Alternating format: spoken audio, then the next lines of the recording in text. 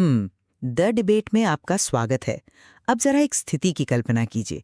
एक स्टूडेंट है जो रोज लगभग 5 घंटे पढ़ाई करता है और हाँ, एक टिपिकल सीरियस एस्पिरेंट। बिल्कुल, और उसने एनसीईआरटी किताबों की हर एक लाइन को एकदम रट लिया है। मतलब सारे कॉन्सेप्ट्स उसकी उंगलियों पर हैं, लेकिन फिर भी वो सीटीईटी एग्जाम में फेल हो जाता है। और ऐसा नहीं है कि उसे सवालों के जवाब नहीं आते थे। सही कहा, वो फेल हुआ क्योंकि उसके पास समय ही नहीं बचा। तो आज हम the definitive CTET 2026 mastery strategy guide का गहराई से विश्लेषण कर रहे हैं, जो कि देखा जाए तो शिक्षक बनने की इस सबसे अहम परीक्षा को पास करने की रणनीतियां हमारे सामने रखती है। हाँ। और हमारे सामने जो सबसे बड़ा सवाल है वो यही है, क्या सीटीईटी 2026 पास करने के लिए एनसीईआरटी का लाइन बाय लाइन गहन अध्ययन और रोजाना 4 से 5 घंटे का जो विषयवार रूटीन है वो वाकई जरूरी है? या फिर मतलब इस परीक्षा का असली खेल उन 150 मिनट के दबाव को संभालने में है, जो अगर हम प्रैक्टिकल हों तो केवल मॉक टेस्ट्स, पिछले वर्षों के प्रश्नपत्रों यानी PYQs और स्मार्ट एलिमिनेशन तकनीक से ही सीखा जा सकता है।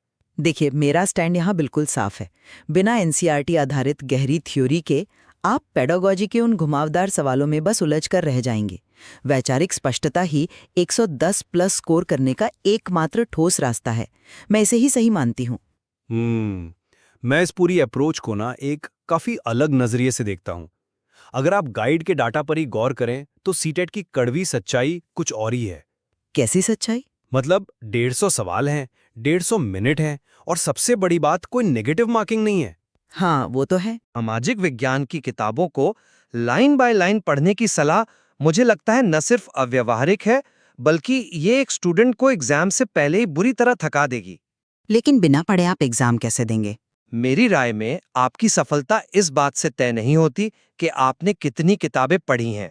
सफलता इस बात से तय होती है कि क्या आप रोज 30 MCQ लगाकर एग्जामिनर के माइंडसेट को डिकोड कर पा रहे हैं। असली जंग तो वो लास्ट 30 डेज की स्ट्रैटेजी में जीती जाती है।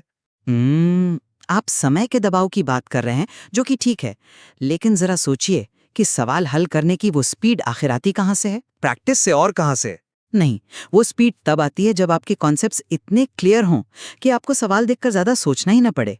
देखिए, सीटीटी सिर्फ रट्टा मारने का टेस्ट नहीं है, ये विशुद्ध रूप से कॉन्सेप्ट्स और बच्चों के मनोविज्ञान को समझने का एग्जाम है। बिल्कुल, मैं मनोविज्ञान वाले हिस्से से इनकार नहीं कर रहा। गाइड में चाइल्ड डेवलपमेंट एंड पेडागोजी यानी CDP को सबसे ज्यादा स्कोरिंग बताया गया है ना? अब अगर आप पियाजे, वाइगोत्स्की और कोलबर्ग के सिद्धांतों को सिर्फ MCQ लगाकर समझने की कोशिश करेंगे तो मेरा दावा है कि आप हर बार धोखा खाएंगे। अरे, क्यों धोखा खाएंगे? क्योंकि एग्जामिनर आपसे सीधा ये नहीं पूछेगा कि वाइगोत्स्की का सिद्धांत क्या है। वो आपको एक सिचुएशन देगा, जैसे एक बच्चा मैथ्स की पजल में फंस गया है। एक टीचर के तौर पर आप क्या करेंगे? हाँ, एप्लीकेशन बेस्ड सवाल। बिल्कुल। अगर आपने सिर्फ पिछले साल के कुछ सवाल रटे हैं तो आप शायद उसे जवाब बता देंगे वाला ऑप्शन टिक कर दें। लेकिन अगर आपने एनसीईआरटी और थ्योरी की गहराई से इंक्लूसिव एजुकेशन और लर्निंग थ्योरीज को पढ़ा है तो आपको तुरंत क्लिक करेगा कि यहाँ वाइगोत्स्की के ZPD यानी जोन ऑफ प्रॉक्सिमल डेवलपमेंट की बात हो रही है। मैं आपकी बात समझ रहा हूँ। और सही जवाब है उससे एक हिंट देना या स्कैफोल्डिंग प्रोवाइड करना। थियरी आपको सिर्फ अंदाजा लगाने से बचाती है। इसीलिए गाइड साफ कहती है कि रोज 1 घंटा CDP, 1 घंटा लैंग्वेज, 1 घंटा मैथ्स और 1 घंटा EVS या साइंस SST को देना ही चाहिए। ये जो 4 घंटे का इन्वेस्टमेंट है ना, यही आपकी असली ताकत है। खैर, मुझे लगता है यहाँ हम स्टूडेंट की असली परेशानी को पूरी तरह से नजरअंदाज कर रहे हैं। कैसे? मैं इस बात से बिल्कुल इनकार नहीं कर रहा कि वाइगोत्स्की का स्कैफोल्डिंग वाला कॉन्सेप्ट जरूरी है, लेकिन आप जिस तरीके की बात कर रही हैं वो एक नई भाषा सीखने जैसा है। एनसीईआरटी को लाइन बाय लाइन पढ़ना ग्रामर के रूल्स रटने जैसा है। लेकिन ग्रामर तो जरूरी है ना भाषा के लिए? बुनियादी तौर पर सही है, हाँ, लेकिन अगर आपको किसी दूसरे देश में अचानक छोड़ दिया जाए तो सिर्फ ग्रामर के रूल्स आपको सर्वाइव नहीं करा सकते। आपको वहां के लोगों से बात करनी होगी, चाहे टूटी फूटी ही क्यों ना हो। सीटेट एग्जाम हॉल वही विदेशी जमीन है और मॉक टेस्ट्स वहां के लोगों से बात करना है। लेकिन बिना ग्रामर जाने आप बात कैसे करेंगे? आप जो भी बोलेंगे उसका अर्थ ही गलत निकलेगा। आप इशारों में बात करेंगे, आप कॉन्टेक्स्ट से समझेंगे। गाइड खुद सीडीपी के सेक्शन में साफ साफ कहती है कि थ्योरी छोटी नोट्स में लिखो और उसके ठीक बाद जोर देती है कि रोज 20-30 एमसीक्यू लगाओ। हाँ, पर नोट्स बनाने के लिए भी तो थियोरी पढ़नी पड़ेगी। वो ठीक है, पर गाइड का झुकाव साफ तौर पर एप्लीकेशन की तरफ है। पेडागोजी क्वेश्चन ज्यादा प्रैक्टिस करो। आप खुद प्रैक्टिकली सोचिए, पेपर 2 के लिए अगर कोई बच्चा 6ठी से 10वीं क्लास की पूरी हिस्ट्री, ज्योग्राफी, सिविक्स और साइंस की किताबें लाइन बाय लाइन पढ़ने बैठेगा तो उसे कितने महीने लगेंगे? समय तो लगेगा, लेकिन ये एक ऐसा टारगेट है जो 90% स्टूडेंट्स कभी पूरा ही नहीं कर पाते और फिर वो डिमोटिवेट हो जाते हैं। स्पष्ट रूप से एक स्मार्ट टिप देती है और मैं कोट कर रही हूँ, एनसीईआरटी लाइन बाय लाइन पढ़ो। ये बात बस ऐसे ही हवा में नहीं कही गई है। अच्छा, तो इसके पीछे क्या तर्क है? ईवीएस के टॉपिक्स देखिए, पेपर 1 में फूड, फैमिली, ट्रांसपोर्टेशन। ये बाहर से सुनने में बहुत आसान लगते हैं, लेकिन परीक्षा में जो सवाल आते हैं वो इन चैप्टर्स के अंदर छुपे हुए पेडागोजिकल मैसेज से आते हैं। Pedagogical message. हाँ, जैसे कि एक टीचर क्लास 3 के बच्चे को ट्रांसपोर्टेशन पढ़ाते समय जेंडर स्टीरियोटाइप्स पर कैसे बात करेगा। आप सिर्फ अरिहंत या किरण की प्रैक्टिस बुक्स में दिए गए 4 ऑप्शंस देखकर इस संवेदनशीलता को नहीं समझ सकते। थ्योरी उन ऑप्शंस के पीछे के क्यों को समझाती है। अब मैं थ्योरी के महत्व को सिरे से खारिज नहीं कर रहा हूं, बिल्कुल नहीं। सवाल यह है कि उस थ्योरी को हासिल करने का सबसे स्मार्ट तरीका क्या है। तो आपके हिसाब से स्मार्ट तरीका क्या है? क्या हमें बॉटम अप अप्रोच लेनी चाहिए, जहां पहले सैकड़ों पन्ने पढ़ते हैं और फिर टेस्ट देते हैं, या टॉप डाउन अप्रोच जहां आप पहले टेस्ट देते हैं और अपनी कमजोरियों के हिसाब से थ्योरी पढ़ते हैं? दिलचस्प है। इसी वजह से स्रोत सामग्री में हर सप्ताह एक फुल मॉक टेस्ट देने और गलत प्रश्नों की कॉपी बनाओ की सलाह दी गई है। एक श्रोता जो अभी हमें सुन रहा है वो शायद पैनिक कर रहा होगा कि मुझे इतना कुछ पढ़ना है। हाँ, सिलेबस तो काफी बड़ा है। उसके लिए ये गलत प्रश्नों की कॉपी एक लाइफलाइन है यार। ये उसकी अपनी एक माइक्रो एनसीईआरटी बन जाती है। जब आप मॉक में किसी जेंडर स्टीरियोटाइप के सवाल पर अटकते हैं तब आप जाके एनसीईआरटी का बस वो हिस्सा पढ़ते हैं। ये लाइन बाय लाइन पढ़ने से 10 गुना ज्यादा असरदार और तेज है। देखिए, आपकी ये टॉप डाउन अप्रोच सुनने में तो बहुत आकर्षक लगती है, लेकिन इसमें एक बहुत बड़ा रिस्क है। कैसा है? आप ये मानकर चल रहे हैं कि मॉक टेस्ट्स आपको उन सभी संभावित कॉन्सेप्ट से वाकिफ करा देंगे जो एग्जाम में आ सकते हैं। लेकिन अगर कोई ऐसा कॉन्सेप्ट आ गया जो आपके पिछले 10 मॉक टेस्ट्स में था ही नहीं, तो आप क्या करेंगे? वहां आपकी ये माइक्रो एनसीईआरटी बिल्कुल काम नहीं आएगी। पर ऐसा होने के चांसेस बहुत कम है। फिर भी रिस्क तो है। चलिए हम दैनिक अध्ययन योजना बनाम अंतिम 30 दिनों की बात करते हैं। गाइड में जो बेस्ट डेली स्टडी प्लान दिया है, जरा उसे देखिए। ये हर विषय को 1 घंटा देता है। खासतौर पर मैथ्स को लेकर गाइड का एक बहुत ही दिलचस्प ऑब्जर्वेशन है कि सीटेट मैथ्स ट्रिकी नहीं होता, कॉन्सेप्ट बेस्ड होता है। हाँ बिल्कुल, मैंने भी वो हिस्सा पढ़ा है। तो इसका क्या मतलब हुआ? इसका मतलब है कि वो आपसे 15 स्टेप्स वाला कोई कैलकुलस का सवाल सॉल्व नहीं करवाएंगे। वो आपसे परसेंटेज, रेशियो या फ्रैक्शन का ऐसा सवाल पूछेंगे जो ये चेक करेगा कि क्या आपको वाकई पता है कि रियल लाइफ क्लासरूम में रेशियो कैसे काम करता है। सही बात है। गाइड कहती है कि इसके लिए एक फॉर्मूला नोटबुक बनाओ। अब आप मुझे बताइए, क्या आप फॉर्मूले भी मॉक टेस्ट में गलती करने के बाद सीखेंगे? नहीं ना, आपको पहले एक व्यवस्थित तरीके से उस 4 घंटे की रूटीन को फॉलो करके वो फॉर्मूले सीखने होंगे, उनकी प्रैक्टिस करनी होगी। ये बैलेंस ही सफलता की असली चाबी है। यहीं पर गाइड के अंदर एक बड़ा विरोधाभास सामने आता है, जिस पर मुझे लगता है हमें गहराई से बात करनी चाहिए। विरोधाभास? कैसा विरोधाभास? आप उस 4 घंटे के विषयवार थ्योरी रोटेशन की इतनी तारीफ कर रही हैं, पर जरा गाइड की लास्ट 30 डे स्ट्रैटेजी की तरफ देखिए। हाँ, मैंने देखी है। आखिरी 30 दिनों में स्रोत सामग्री पूरी तरह से अपना गियर शिफ्ट कर लेती है।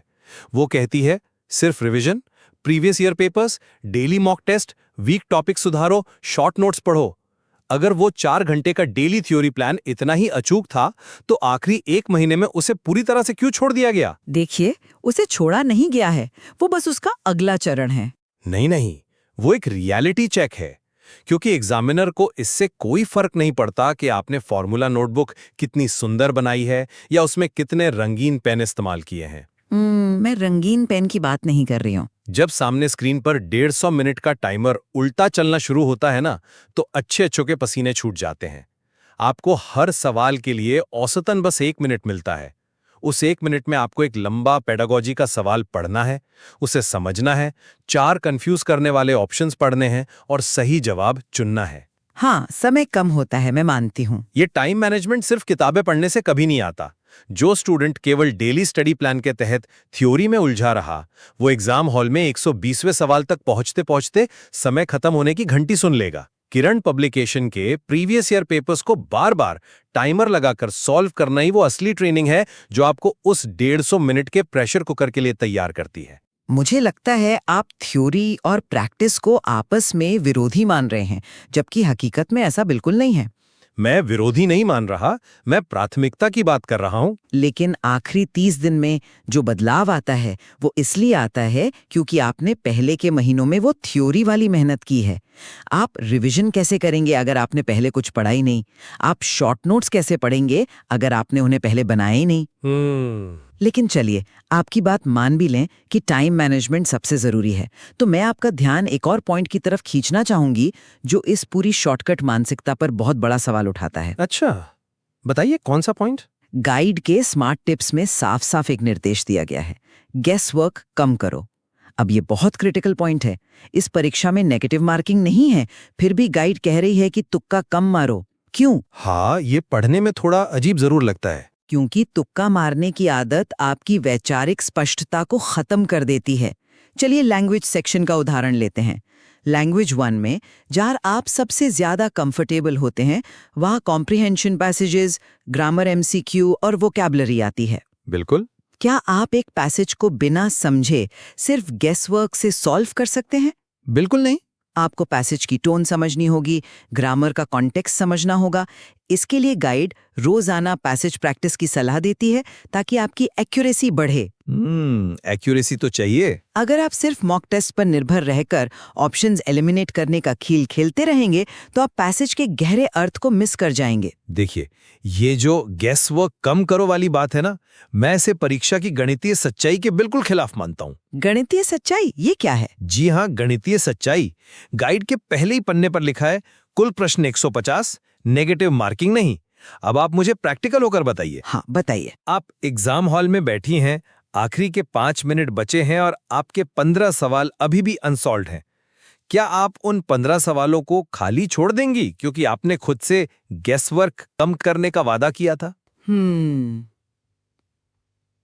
वो तो सिचुएशन पर डिपेंड करता है। बिल्कुल नहीं। अगर नेगेटिव मार्किंग 0 है तो हर सवाल को अटेंड ना करना एक बहुत बड़ी बेवकूफी है। पर मेरा मानना है कि गाइड का मतलब अंधे तुक्के मारने से है।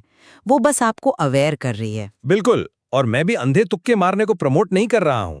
मैं कह रहा हूं कि स्मार्ट रणनीति ये है कि आप एजुकेटेड गैस लगाना सीखें, और ये एजुकेटेड गैस हवा में नहीं आता। तो कहाँ से आता है? जब आप पिछले सालों के पेपर्स यानी PYQ सॉल्व करते हैं तो आप CBSE के क्वेश्चन सेटर्स का पैटर्न पकड़ लेते हैं। आप समझ जाते हैं कि कौन से 2 ऑप्शंस तो बिल्कुल हो ही नहीं सकते। आप ऑप्शंस को एलिमिनेट करना सीखते हैं। एलिमिनेशन। हाँ, जब आप 4 में से 2 गलत ऑप्शंस हटा देते हैं तो सही जवाब होने की संभावना 25% से बढ़कर सीधे 50% हो जाती है। गैस वर्क कम करो का असली मतलब यह होना चाहिए कि आप लॉजिक के साथ गैस करो, और लॉजिक से ऑप्शंस को एलिमिनेट करने का यह हुनर सिर्फ और सिर्फ मॉक टेस्ट्स के गहन विश्लेषण से आता है। मैं सुन रही हूँ। थ्योरी आपको सिर्फ ये बताती है कि क्या सही है, लेकिन मॉक टेस्ट एनालिसिस आपको ये सिखाता है कि जो गलत है वो गलत आखिर क्यों है। आपकी ये एलिमिनेशन तकनीक तब तक बहुत अच्छी लगती है जब तक हम बस सतह पर बात करते हैं। सतह पर मतलब ऑप्शंस को एलिमिनेट करने के लिए भी तो आपको एक बेसिक नॉलेज की जरूरत होती है ना। अगर साइंस के पेपर में आपको फिजिक्स और केमिस्ट्री के बेसिक कॉन्सेप्ट्स ही नहीं पता तो आप किन 2 ऑप्शंस को हटाएंगे? आपको तो चारों ऑप्शंस एलियन लगेंगे। खैर, एकदम ब्लैंक तो कोई नहीं होता। और सबसे जरूरी बात, पेडागोजी। गाइड का सबसे पहला स्मार्ट टिप है, पेडागोजी को इग्नोर मत करो। पेडागोजी कोई फॉर्मूला नहीं है जिसे आप एलिमिनेशन से सॉल्व कर लेंगी या कर लेंगे। हाँ, पेडागोजी ट्रिकी होती है। चाहे वो मैथ्स की पेडागोजी हो या EVS की, ये पूरी तरह इस बात पर निर्भर करती है कि आप एक शिक्षक के रूप में बच्चे की साइकोलॉजी को कितना समझते हैं। इसे रटा नहीं जा सकता, इसे ट्रिक से सॉल्व नहीं किया जा सकता। मैं सहमत हूँ कि इसे रटा नहीं जा सकता। इसे एनसीईआरटी बुक्स और एक प्रॉपर स्टडी रूटीन के जरिए ही आत्मसात किया जा सकता है। आप शॉर्टकट से एक अच्छे शिक्षक का एप्टीट्यूड कभी विकसित नहीं कर सकते, ये मेरा पक्का मानना है। आपकी इस बात में बहुत दम है कि पेडागोजी को समझा जाना चाहिए, रटा नहीं जाना चाहिए। मैं भी इसे पूरी तरह सहमत हूँ कि एक शिक्षक का एप्टीट्यूड डेवलप होना चाहिए। शुक्रिया। लेकिन उस एप्टीट्यूड को टेस्ट करने का हमारा तरीका क्या है? जब गाइड कहती है रोज एमसीक्यू प्रैक्टिस करो, तो वो दरअसल आपको बार बार अलग अलग सिचुएशंस में डालकर ये टेस्ट कर रही है कि क्या आप सच में उस साइकोलॉजी को समझ पाए हैं। वो एक तरीका हो सकता है। जब एक स्टूडेंट टारगेट मॉक में 110 प्लस स्कोर लेकर आता है, जैसा कि गाइड में लक्ष्य दिया गया है, तो वो स्कोर इस बात का सर्टिफिकेट नहीं होता कि उसने कितने हजार पन्ने पढ़े हैं। वो स्कोर इस बात का सबूत होता है कि वो 150 मिनट के उस भयानक दबाव में थके हुए दिमाग के साथ भी एक बच्चे के हित में बिल्कुल सही फैसला ले सकता है। हाँ, टेम्परामेंट की बात तो है। अंततः परीक्षा कक्ष में आपकी नॉलेज से ज्यादा आपका टेम्परामेंट ही टेस्ट होता है। देखिए, टेम्परामेंट जरूरी है, ये मैं मानती हूँ, लेकिन वो टेम्परामेंट खोखला नहीं हो सकता। मैं श्रोताओं को याद दिलाना चाहूंगी कि हम यहाँ सिर्फ एक कट ऑफ क्लियर करने की बात नहीं कर रहे हैं, हम CTET 2026 मास्टरी की बात कर रहे हैं। बिल्कुल, मास्टरी ही लक्ष्य है। और इस विमर्श से एक बात तो बिल्कुल साफ उभर कर आती है, भले ही आप एग्जाम के आखिरी महीने में केवल प्रैक्टिस और मॉक टेस्ट पर फोकस करें, लेकिन उस प्रैक्टिस को अर्थपूर्ण बनाने के लिए शुरुआत में एनसीईआरटी की लाइन बाय लाइन वैचारिक स्पष्टता बहुत जरूरी है। वो 4.5 घंटे का अनुशासित रूटीन, वो फॉर्मूला नोटबुक और वो पेडागोजी की गहरी समझ ही आपके 110 प्लस के स्कोर तक पहुंचाने की असली जमीन तैयार करती है। शॉर्टकट्स आपको शायद बॉर्डरलाइन तक पहुंचा दें, लेकिन मास्टरी के लिए गहराई चाहिए। और मेरा यही मानना है कि व्यावहारिकता को हमेशा आदर्शवाद पर हावी होना चाहिए। हाँ, गहराई बहुत अच्छी चीज है, लेकिन समय सीमित होता है स्टूडेंट्स के पास। हाँ, वो तो है। चूंकि इस परीक्षा में नेगेटिव मार्किंग नहीं है, इसलिए हमारी अप्रोच में भी एक चतुर लचीलापन होना चाहिए। गलत प्रश्नों की कॉपी बनाकर अपनी कमजोरियों पर सीधे वार करना, पिछले सालों के पेपर्स से एग्जामिनर का माइंडसेट पढ़ना और समय के दबाव को अपना दोस्त बना लेना, यही वो स्मार्ट स्ट्रैटेजी है जो आज के इस कॉम्पिटिटिव दौर में काम आती है। थ्योरी में डूब जाना आसान है, लेकिन 150 मिनट में 150 सवालों को सही तरीके से नेविगेट करना असली चुनौती है। लेकिन मुझे इस बात की खुशी है कि हमारे इस तीखे विमर्श में भी कुछ चीजों पर हमारी पूरी सहमति है। बिल्कुल, जैसे कि पेडागोजी। हाँ, कि पेडागोजी को किसी भी कीमत पर नजरअंदाज नहीं किया जा सकता, क्योंकि वही इस परीक्षा की आत्मा है। और दूसरा, मॉक एनालिसिस या गलतियों का विश्लेषण सुधार के लिए सबसे अहम टूल है। चाहे आप किसी भी अप्रोच को माने, दोनों ही नजरिए मिलकर एक स्टूडेंट के लिए सीटेट 2026 की तैयारी की एक बहुत ही व्यवहारिक और बहुआयामी तस्वीर पेश करते हैं। एकदम सही कहा आपने।